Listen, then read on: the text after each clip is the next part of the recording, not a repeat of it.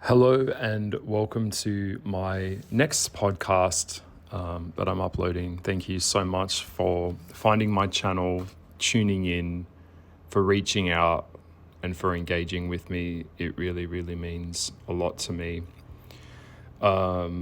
This is a really different one. I often feel called to share things that I find really, really special in the world, and this channel has a lot of different content ranging from just general life advice to psychology, to the occult, to spirituality, all of these types of things.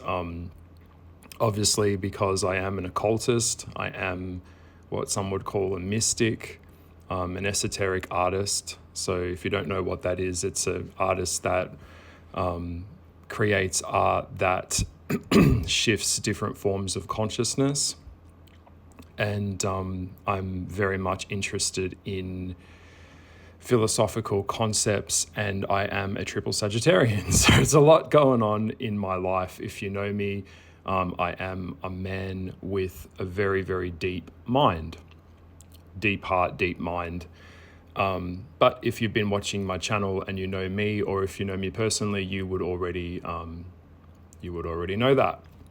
So that being said, I felt very called to just randomly kind of going with it. I think in life in general, it's always like there is no time of being ready for anything.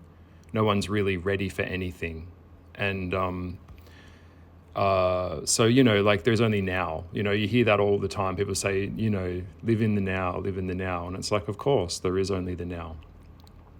So if I feel called to something and I feel pulled towards something visually that excites me, or a film that excites me, or a book that excites me, or a human that excites me, then I'm like, let's fucking go.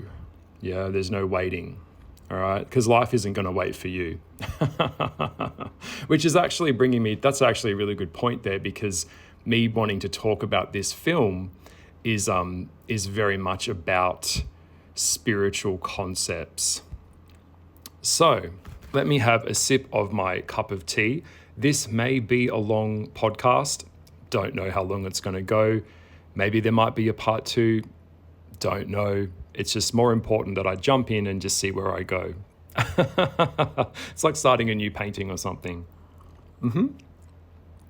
So that being said, in 2013, before I even explain this film and why I'm doing this podcast, is this film has fascinated me.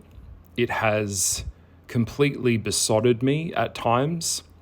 It has really such strong occult and spiritual symbols within it that the average person would not understand this film. Okay, and that's why this film was not received well. If you know this film and you've seen it, it did come out in 2013, and it wasn't like a really big promo release for it. Certain stars didn't do any touring for it. I believe Cameron Diaz did not do any touring for this film for reasons that I think she had problems with the producers or whatever. But what is that this film came out in a time for me where I was, going through a transition. I've gone through so many transitions in my life, and anyone with any level of spiritual development, that it's all about the transitions. So the timing of this film is really important. And also, I had no idea what I was going into. It was an afternoon with a friend, and, there was fuck all going on. So he's like, let's go see a movie. And I was like, oh, yeah, okay.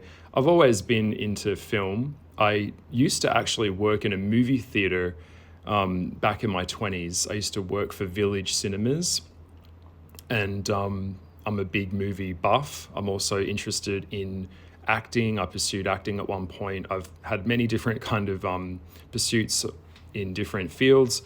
If I could go back in time, actually, again, I probably would have chosen to be a director. And with the influence of a director like Ridley Scott, this film is just a masterpiece to me. And that's why I wanted to talk about this film. So back to my story. We decided to go see a film. We got in the car, drove there, and went in and saw the film. Halfway through the film, something in my head clicked in my brain, and I began to understand that this film wasn't necessarily showing me things, it was telling me things. And things about life. Although to the average person, you're plugged into the matrix, you've gone to school, you've been conditioned and programmed, you get into the workforce, you live out your human life committed to a company that could replace you at any second, and then by the time it chews you up and spits you out, you're too worn out and blah, blah, blah. For the average normie or the average simp or the average NPC, this film would go right over your head and you'd go, that was shit, I don't want to, that was crap, I don't want to see that again. They wouldn't understand it. And so when I was watching this film, my friend that was sitting beside me, who I'm no longer friends with, we were watching this film and he just didn't get it. He was just kind of getting frustrated. He was getting confused. This film has lots of long dialogues that are very philosophical and metaphorical about like cause and effect. And this film deals with determinism and things like that. So it's like, so for the average person, this wouldn't have gone well. But I don't think that's what Ridley's intention was.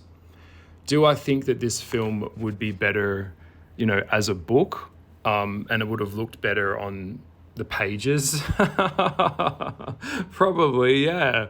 But the way that it translated, I understand why it got so much flack.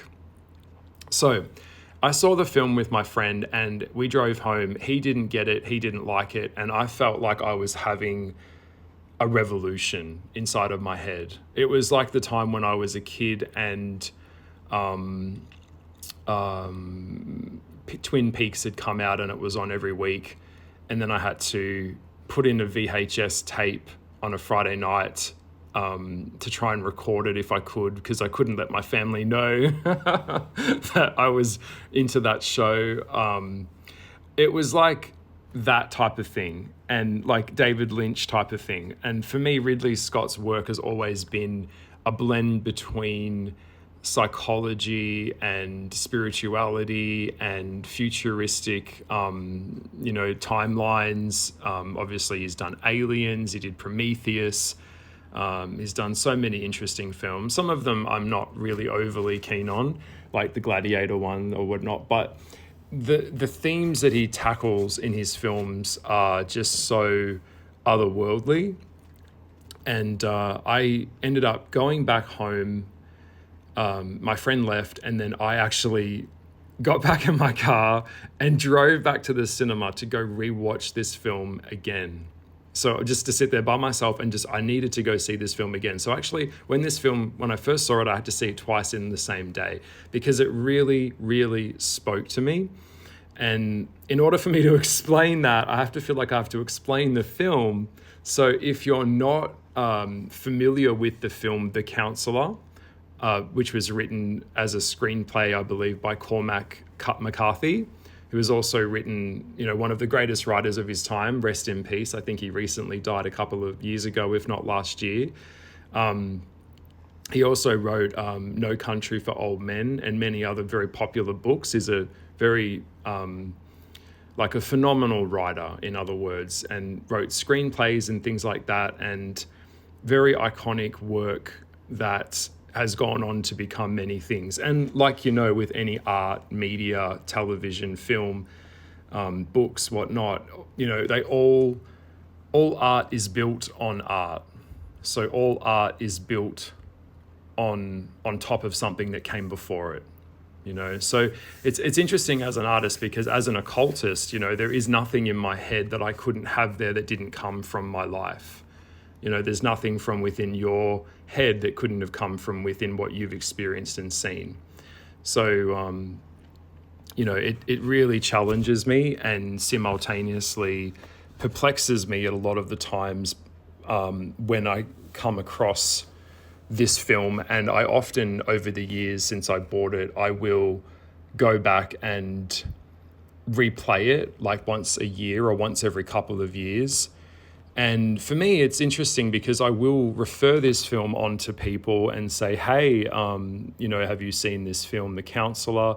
And it was done by Ridley Scott. It's got an all-star cast, Brad Pitt. It's got Javier Bardem. It's got Cameron Diaz, Penelope Cruz.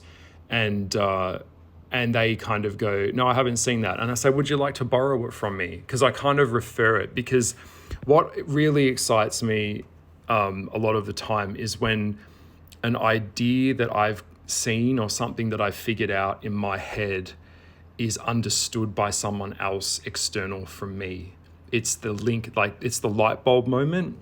And that means to me, I can have expansion because we can talk about that, we can unpack that, and we can go into what was the real, what was the film communicating. And I think that's really a lot of it. For me personally, that mental connection is so important. So that being said, this will have a level of spoilers, and I'm going to talk about some of the characters and kind of explain to you and unpack to you what it means to me and what this film is truly about. So the film is set around the Mexican border. The character known as the Counselor is played by Michael Fassbender. I think that's how you pronounce his name. I do apologize if I didn't get that right.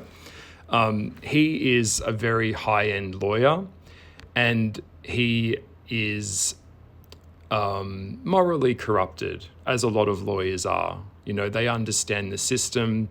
And I've spoken about this in previous podcasts, one of them being how to make deals with demons. A lot of lawyers have a very, very high suicide rate. Anything that deals with playing with cause and effect, setting something into motion for personal gain, and then having an emotional conscience about what you've done. So it is even stated in the film by one of the other characters, Reina, played by Javier Bardem at the start of the film, that there is a moral dilemma that is surrounding the counselor, and that having a law degree is actually a license to steal, which is really true, because once you know how to play the system and you imbue yourself into a part of something that governs others, you by default will have a vantage point over pretty much everything. And that's why people that want that level of power often find themselves in the paradoxical dilemma that is this film. And that's what's stated back to the counselor at the end of the film, when he has a conversation with one of the members of the Mexican cartel, when he explains to him that there was no, you live in a world that has consequences. And, so I think that's also, interestingly enough, as an occultist, I deal with this all the time, where determinism versus free will is something that comes up a lot around readings and around astrology, and comes up around timelines of humans. And that, if you don't know what that is, so just keeping it really simple, all of the experiences and all of the times and spaces and places of things that have happened in your life are all connected to greater things beyond your control and beyond your comprehension. Believe me, okay? So although we have free will, and yes, we say we can make a choice, a lot of the time these circumstances are simply reactions from human nature, or from our nature. And this is something that fascinates me. And it is, I'm kind of sharing I'm sharing a little bit too much, because I'm actually quite obsessed with this, because this obsession with knowledge of this high level is obviously, puts me in a vantage point of understanding things, perhaps mysteries of life that I'm not really supposed to have access to or be privy to. But nevertheless, it's my nature. much like, keeping it really simple, much like a branch blowing around in the wind, getting banged around against something, that's cause and effect. So all things around you are cause and effect. And so everything that we're interacting with, without getting too woo-woo and too metaphysical, everything that we're interacting with is based on us gravitating towards a choice or away from a choice. So making a choice or not making a choice, action and inaction. All of these things play a part in a ripple effect, which creates consequences. And those shifts of things that we do in our choices create other shifts in other people's lives, which in turn shift them.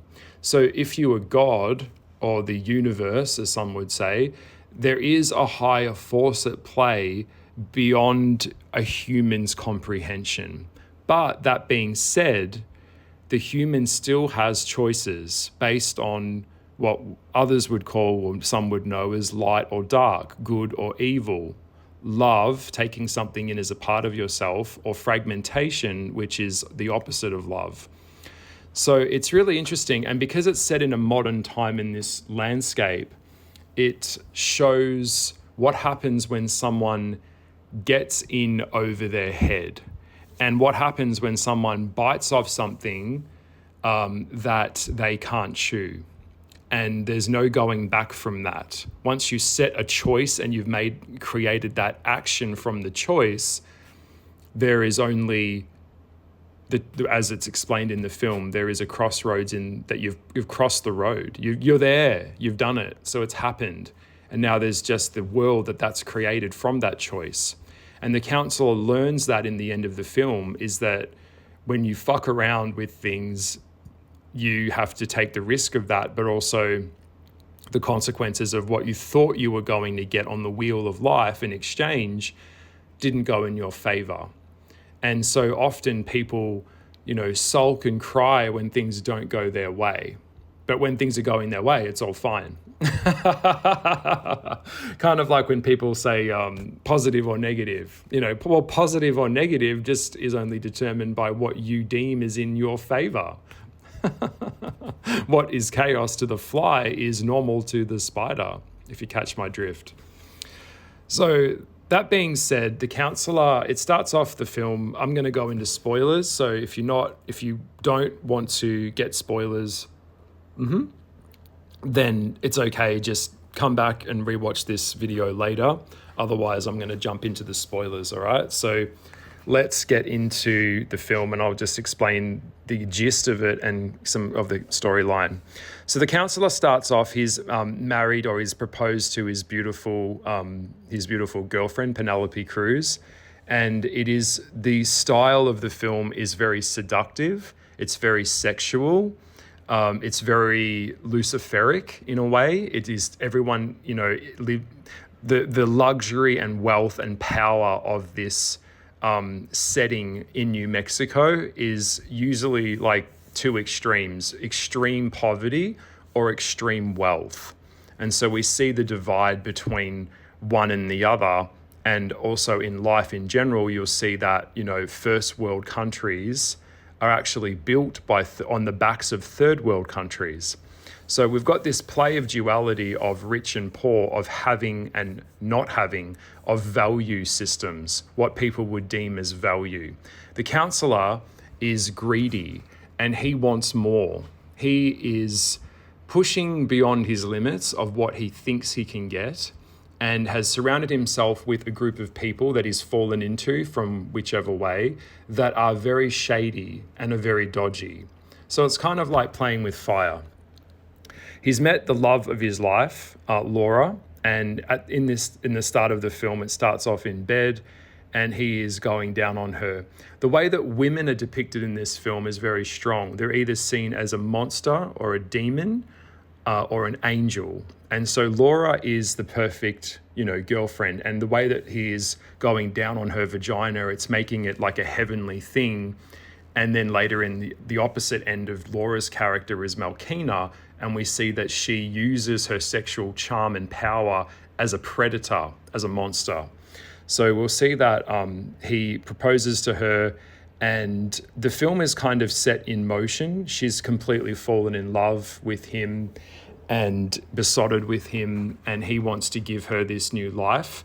Potentially, maybe the counsellor was married before, but now he's kind of starting again.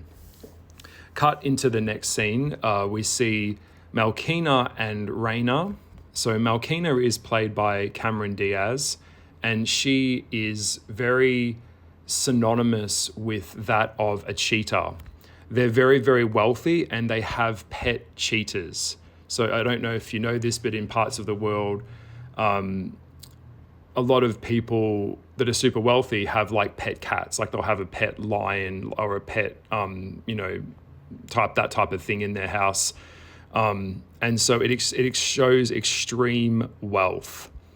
And it's a really great opening scene because we see Malkina is sitting on top of a beautiful car with a pair of binoculars, and she's watching the cheetah hunt an animal or hunt a jackrabbit out on the field. And so we're getting this power play of a woman that is turned on by the chase. So evolution is very much kind of unpacking here, where there is a dance between when an animal is being chased, say for example, the rabbit has to evolve and run faster to not get caught by the cheetah, and the cheetah has to evolve and run faster to catch the rabbit as it evolves. So we're looking at the preyed, and we're looking at the one that's hunting. So it's setting up this scene where we're seeing a dichotomy that is connected to Cameron Diaz's character. She also has her makeup done very similar to that of a cat. And Cameron Diaz's acting in this film is unbelievably good. The way that she really encapsulates this character, Malkina. This is a very deceitful businesswoman that I would say probably would have been a high-end escort or a high-end, prostitute that has weaponized her beauty in a world that is unfair. And she has created power through that and worked her way up into higher groups of men that she's been able to seduce, kind of like the femme fatale. And she has a very unique take on life. In some of the quotes, and I have to say in this film is full of really, really powerful quotes. You will find a lot of the dialogue in this film is very quote heavy. And sometimes when I go back and I re-listen to the characters talking, it gives me a new perspective of what they're saying. So it's like a book that never stops giving. Like every time I see this film, it brings something new into my head. I'm like, I didn't see it that way. Oh, that's really interesting. That's really cool.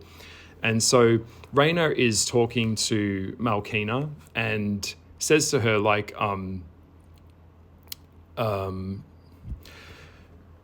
she talks about how truth has no temperature. So she's kind of devoid of emotion. We see probably a woman that's on the Machiavellian scale of psychopathy. She is quite detached. And one of the things that she says that she misses someone, or that Raina reminds her of someone. And Raina says, I remind you of someone? And she's like, yes, you do. And he's like, someone you miss? And she said, someone who is dead. I don't think I miss things. I think that to miss something is to hope that it will come back, but it's not coming back. And then Raina says, don't you think that's a bit cold? To which she says, truth has no temperature. So this kind of casual remark that she makes to him is something that fascinates Raina. He's starting to understand that he is in a relationship with Malkina, with this woman, but he's starting to see there is more of an edge to her. She's more of a deadly energy force, and he's quite besotted with her beauty. He's very interested in her sexual marketplace value. And so we see that, she's a very well-to-do woman that is very powerful. In the DVD of this film, there were quite a few deleted scenes, one of them of which was the scene that we never got to see, which I really feel it should have been included in the film because it really shows how Malkina and Raina met, and it shows the history between those two, is that she pulls up at a gas station with the two cheetahs in the back. So she keeps these cheetahs as pets. And Raina can't believe that she's got these pet cheetahs in the back of the car. He's like, whoa. And he says, like, are they real? And she's like, yeah. And he's like, do they hunt? And she's like, yeah, if I let them out, they'd hunt. So she's so like non-afraid of death that she has this deadly energy to her where she's like, she's got a wild animal in her car that could turn on her, but she knows their nature enough is not for them to turn on her. And he says to her, well, if you let them out, would they hunt? And she said, yeah, they would. So she's not denying nature, and she understands nature deeply, is that bigger creatures prey on smaller creatures. And to her, it's the hunt, it's the chase that excites her. And that's, it's really interesting. I wish they had have put that in the film. Because he says to her, like, what are your plans? And she's thinking, like, what do you mean? Like, more like immediately or more like later on? And he's like, I'm thinking more like long term. So straight away, he's starting to look at her and go, wow, this woman is really something to behold, and I want to get to know her. And that's the energy that she projects. So it's like she is entrapping him in a way, or enticing him with her beauty and her danger, and he's excited to that. That excites him in a lot of ways. Okay, so in the film, moving forward, we've met this character's so Raina is played by Javier Bardem, and he is also a little bit in over his head. He lives a very lavish lifestyle and has had restaurants and clubs and bars, but is now getting caught up in drug deals. So drug smuggling across from the border. And in this drug smuggling operation, it's basically where they put cocaine or drums of powder into a sewage truck that comes and collects sewage from what is it called? Like sewage pits. So it's basically shit in a truck. And so what happens is they put the drums inside the trucks, and of course that would be the last place that the border patrol would want to look, is inside the tank of having that type of thing. So what happens is that is the drug deal, and there is a deal that's being set in motion that's now forming, where the deals and the smugglings have become bigger and bigger and bigger. Now, Raina is connected to higher forces that we never really see in the film. And that's really a powerful point that I want to make, is that the higher force that creates the change in this film is not seen. So it's like, we know that the Mexican cartel are there, and we know that you don't want to fuck around with them. It's the way that it's portrayed from Raina when he's talking to the counselor, is that if you mess around with them, there's prices to pay. So even thinking of trying to double cross them is really a bad idea. The best that you can hope for is getting away with this smuggling, and the counselor will get his money because he's just proposed to his girlfriend Laura. He'll be able to afford this very expensive ring, which we saw at the start of the film. The counselor goes to a jeweler, and the jeweler gets out this ring, and they're talking about diamonds and an Asher-cut diamond. There's also a lot of metaphorical concepts in the concept of a diamond as well. So, for example, like diamonds are created under pressure. And of course, the nature of looking at the flaws inside the diamond as well is also a very strong metaphor for humans being flawed. And so he can't afford the ring, but he wants the ring because he wants to impress his girlfriend outside of his means. That's why he wants to get involved in the drug deal, so that way he can have that wedding or have that lifestyle that he wants. but he is being cautioned at the start of the film. So there is a warning there's warnings at the start of the film with all of the characters, whether they see it or not. And as the film progresses, we begin to see that these warnings were not adhered to. And then the consequences of that is projected in the second half of the film. One of the things that Raina talks to the counsellor about is something of a wire device that has been known to be used, that basically goes around your neck and it kind of goes in on itself, running on a thread right to the base, which basically cuts off the carotid artery in the neck and basically chops off your head and decapitates you.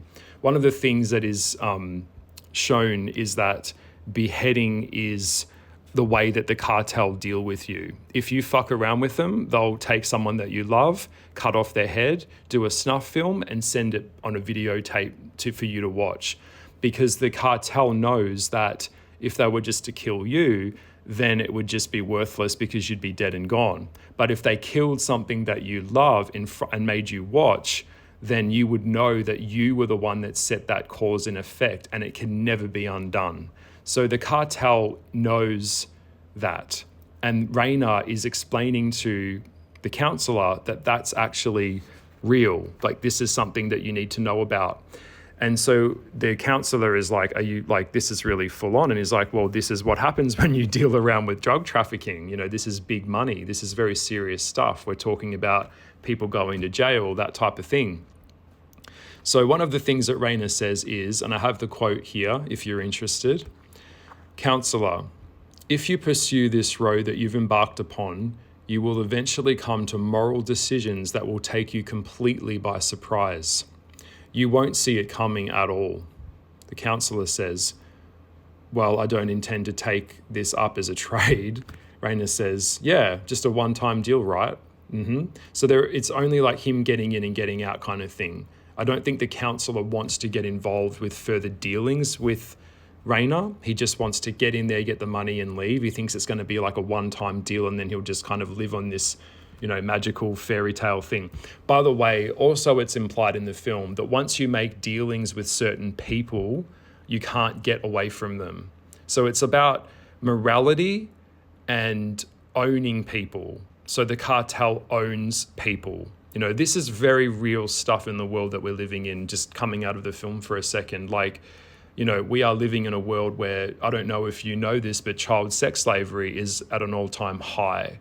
These types of things don't appear in the mainstream media, but slavery and people being owned by higher forces is a very real reality in this world, especially around shady lawyers, shady people working within the judiciary system, police officers, juries, judges, anyone that's connected to anything that has a higher cause and effect. As you go higher in life, the weight of those effects get more and more heavier. Okay? So he wants him to participate in the deal and he wants to do it. And so what's one of the things is that the counsellor is thinking, all right, look, I'll just do it. So the deal is set. Before the counsellor goes ahead, he does go and meet West Ray, who is played by Brad Pitt. And Brad Pitt is more aware of the consequences than the counsellor. And he does caution him to say, like, if things went bad, could you disappear and go live in a monastery somewhere and scrub pots? Would you rather be dead? Would you rather be in jail, which means you would also probably be killed in jail? Or would you rather disappear if you can, if things go wrong? So West Ray is working on behalf of this cartel group, and he is kind of helping foresee and facilitate the transfer of the truck across the border. And his character is really cool. It's very much Brad Pitt. It's like the Sagittarian. Like, he's quite philosophical in his nature and explains to him that, exactly what I just said to you before. Like, the higher the greater the risk, the greater the reward. But the greater the risk obviously means the greater your undoing. There's no going back. Like, if this goes wrong and the deal goes wrong, or if something happens, then, that's a risk that you rolled that dice, and I'm letting you know that it's not personal. Like, the cartel don't see things as personal. They just see it as a business transaction, and you just happen to get in the way, playing, like stupid people getting caught up in their boyfriend's drug game and you end up in jail for it, that type of thing. It's not business. It's not personal, but it's all business. But he was explaining that, this is when you put yourself in these situations, then, it really is like no turning back. So one of the things I want to share a little bit more about is Malkina. She's a character that is very sophisticated and very seductive. We see her behavior in relation to Laura, the counselor's now fiance, looking at the ring, and we see a coldness to her where she understands that life isn't fair, and she understands that she has to look out for herself because no one's really looking out for her. So we see she is connected to higher things, potentially above Raina, but we don't know exactly what that is. We also see a relationship that Malkina has with evil, and the power and allure and seduction of what that is. The way that she has like her high fashion, like she'll have like a suit top with like spikes on it, and her jewelry, and her whole look is very, very powerful. She's like a very powerful woman that is quite seduced by wealth and the dark side of that. In the film at the start, we saw that she comes home to this beautiful big kind of mansion villa, and the conversation at the start of that scene was about a credit card and who paid for something, and Javier Bardem says to her, who paid for it? And she's like, I paid for it, as in saying she paid with his card for it. So technically she paid for it, but it was his card. It's a really interesting line there, but I picked up on that as well. She enjoys rattling people's cages. She enjoys living right on the edge. She enjoys and sees everything that she's involved with as a hunt.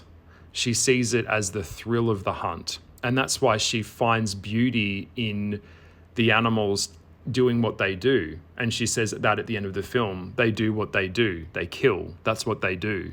It's in their nature.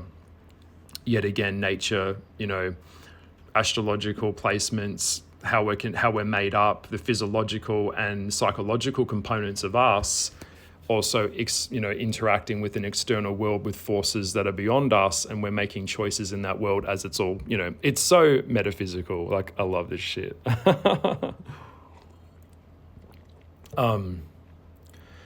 So what it was is that we see she goes into a church in one of the scenes where she goes to a priest to do some confessions, and we see that she makes a mockery of God in a way. She doesn't have respect for God.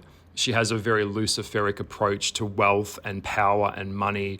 And so when she goes in there, she explains to the priest in the confession box that her parents were, killed. They were thrown out of a plane into the Atlantic Ocean, and that she wants to know whether she's going to go to hell for her sins. And the priest kind of picks up straight away that she is playing with him. It's like a devil or a demon coming into a church where she's kind of, because what a demon or a devil will do, or a lower astral being will do, is play with morality and infantilize it and allure someone and kind of tweak and twist things into a narrative that can confuse you and make a mockery of something that is holy and pure, because Malkina is broken and damaged, and she's not complete. She's not holy. She has a fractured side to her that she willingly knows. And rather than heal it, she doesn't heal it. She embraces it and weaponizes it against people.